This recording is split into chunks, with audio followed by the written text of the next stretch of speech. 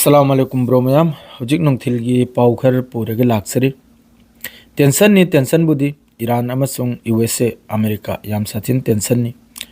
असिदा तुर्की अदुई मतुंगदा Saudi अरब अदुगी मतुंगदा Egypt यामना तपना इंगना हजिक की reason सिदा साउगतलिबा reason सिदा तौनरिबा अमेरिका की तरफ तगी संजलइबा असि पुनमक्सी इंगिनेबा लानसी तौदनबा है यामना कन्ना मैसेज से थादोक थाजिन ईरान की तरफ तक जो मैसेज था करे अमेरिका की तरफ तक जो मैसेज था करे लानसी तौदबा अदुगा अमेरिका ना हारिबा सर्ट माना थमलिबा पॉइंट मखैदु ईरान की तरफ तक एक्सेप्ट तौबा असिदा ईरान की तरफ तक क्लियर वानी ईरान की सुप्रीम लीडर ओइगेरा अदरेदी आईआरजीसी ओइगेरा मखोइगी मकोक चिंगलो मखै नारसिनबु वारी सानबी आई एनी टाइम एनी मफमदा लान तौगरसु आई एनी टाइम एनी मफमदा बेरा लेते अदुगु वारी सानब तारे न्यूक्लियर प्रोग्राम अमसुंग मिसाइल प्रोग्राम के मथक्ता वारी सानबी यारोइसिनी अतै अतै दो वारी सानबी यानेसिनी अदो हजिक तुर्की की अंकारा हरिसिदा यामना चावना मी फमहलबगी अमेरिका ईरान असिदा लांग खोलिसिनबु तुर्की ने इजिप्ट ने सऊदी अरब ने अदरैदी कतर ने असि मखैसिना वाफम से लोइजन्नबा है हजिक रीजन से टेंशन से ईरान की सुप्रीम लीडर की तरफ तक हारिबनी करिगुंबा ईरान की मथक्ता लान से तौरप तारगदी रीजन से में चाकदरम लैरिबा थंगनबा ईरान का थंगनबा अरब ओइगेरा ओमान ओइगेरा कतर ओइगेरा दुबई ओइगेरा बहरन ओइगेरा असि पुनमक से चाकनी सिनी असिदा लोइमते हेना पॉइंट ओइबा वाफम अमा यामना नुंगाइबा ईरान की कनासु लैते हाइना मयामना खलंबा याइको अदुमकु चाइना की सैटेलाइट ना अमेरिका ना मिडिल ईस्ट सिदा लैरिबा बेस मखैदा मखोइगी F-35 F-16 माद्रे मखोइगी एयर डिफेंस असिना चिंगबा थंबा मखैगी सैटेलाइट इमेज से 1 दगी 100 फाव लोइन ईरान दा अदुना ईरान ना एनी टाइम दा ममांगैददी अदुगुंबगी मतेंग लैखिदाबा ईरान दा अदो हंदक्ति ईरान सिदा चाइना अमसुंग रशिया ना फुल सपोर्ट आसमानी सपोर्ट अमसुंग जमीनी सपोर्ट अदुगा लोगेदा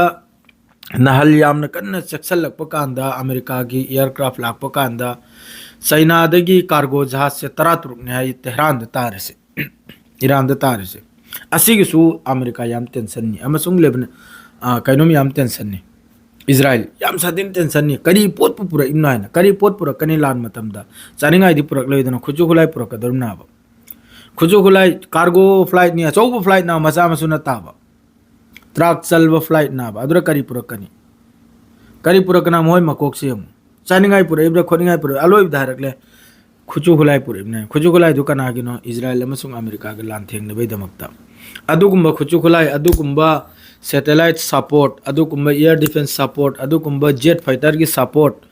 अदु लैबदुनबु ईरान की सुप्रीम लीडर ना हिम्मत तौदना ईरान की पब्लिक मखैना थोकलेगा लान तौबगिसु रेडी नि वारी सानबगिसु रेडी नि हरसे अदुगुंबा पोतु लैत्रदि कुनो दिन दा हाइरो याबा मंगोंदसु पावर अम लैबदुना हाइरिम नाबा लान तौनबई ngam हाइना दो हजिक बैक डोर दा वारी सानबई मेसेज कन्ना तौनरी मखोय अदुगुंबई पाउ थोकलै अल जजीरा दसु अल अरबिया दसु माद्रेदी बीबीसी माद्रे CNN असिगुंबदा सिगुंबा पाउ से थोकलै माद्रेदी इंपोर्टेंट ओइबा पाउ अमनबु रशिया की फॉर्मर प्रेसिडेंट अमगी कनुम सुलाई मादुनबु वार कनुम है मागी एक हैंडल दो अमेरिका ना ईरान की मथक्ता पब्लिक तो थोक लेगा डोनाल्ड ट्रम्प ने आई पंदुबी थाखरमने आई एयरक्राफ्ट थाखरमने अदु थाखरमने हबसिदा माना रिपोर्ट अम पिरेसिनबु पंदुबी सिगी राडार दा अमा फाउ थेंगने दिसिनी पंदुबी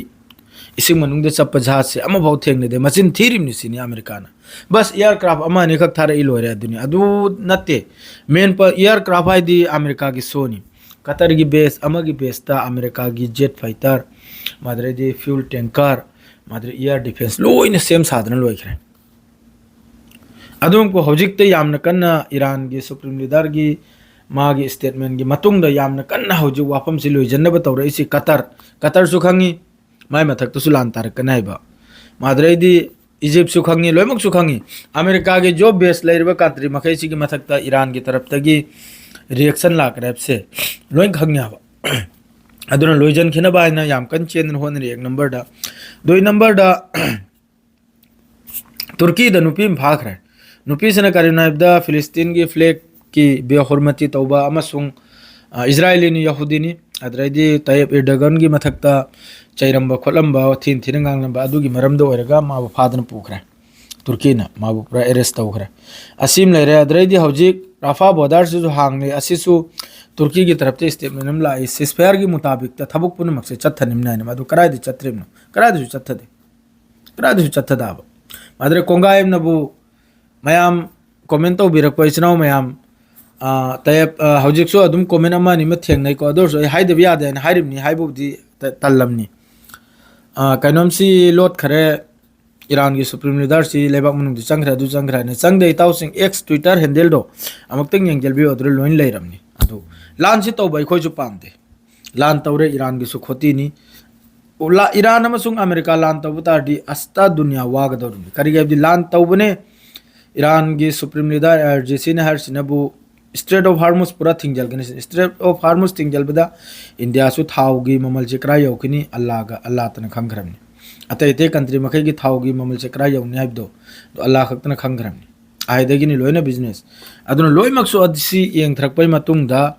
लान से तौनब तारदि लोइमक्सु वाब तारायना लान से तौदबिदा वारी द लोइजन निखिना बायना हजि याम कन चेंदन होनरमनि मयाम मसिदा अल्लाह न माय पाखल बसोइसनु शेयर ngasi पाउसु सिदि लोइजरे सलाम अलैकुम।